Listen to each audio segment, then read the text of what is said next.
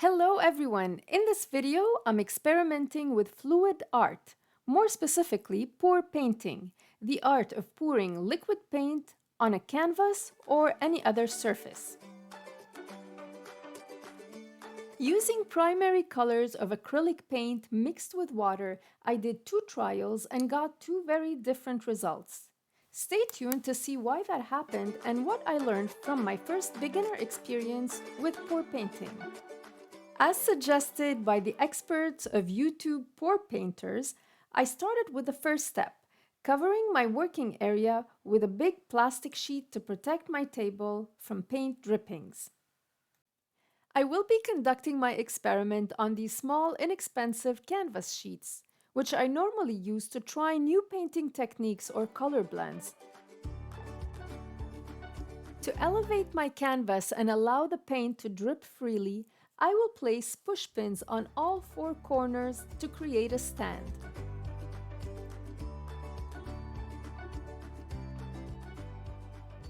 Now I'm ready to mix my acrylic paints with water, starting at a ratio of 1:1 and making adjustments according to each color's thickness in order to reach the desired consistency. Since every color's pigmentation density is different, that will affect the fluidity of the paint when mixed with water.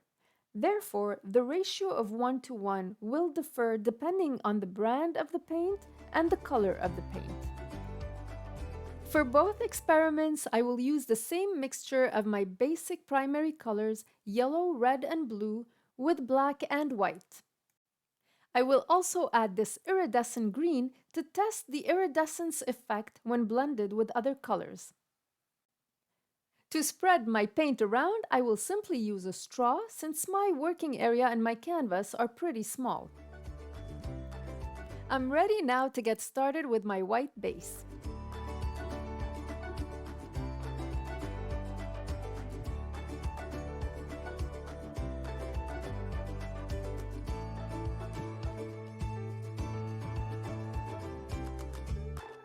I will pour now the color in random order and quantity and see how they will blend out together on this first trial.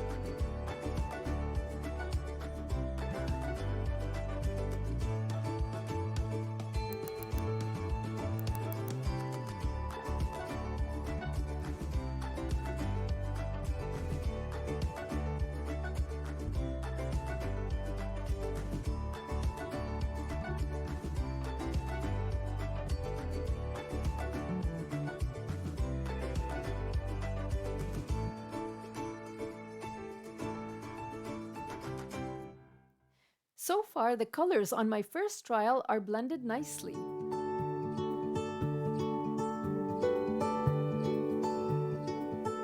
I'm really liking this section of red and white and a beautiful turquoise coloration that formed over there. But my paint is still wet, and by the time it dries within the next 24 hours, the results might be different. This is a close-up of the iridescent green, which adds an interesting effect to the blend.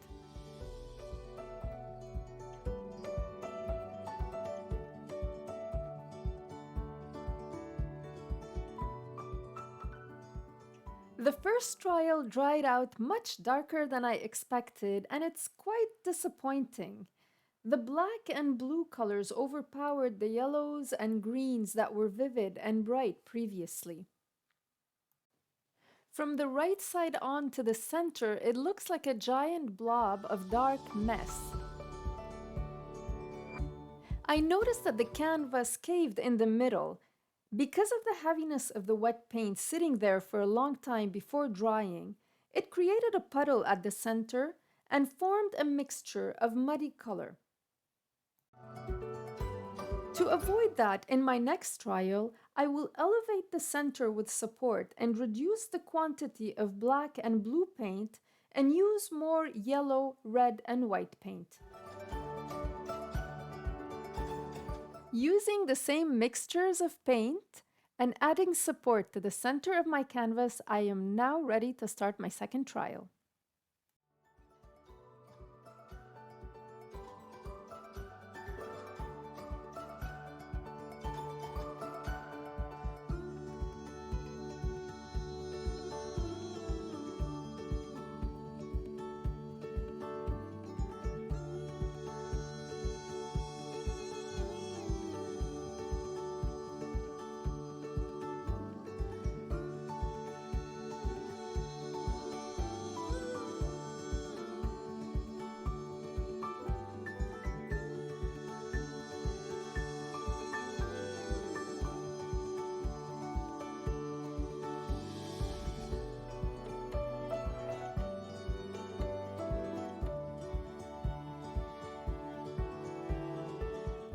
Reducing the black and the blue has definitely made a difference. We can see beautiful cell formations of the yellow and the red. I will not get too excited though before seeing the end result once the paint is dried. But for now, let's enjoy a close-up of how beautiful this looks while the paint is still wet.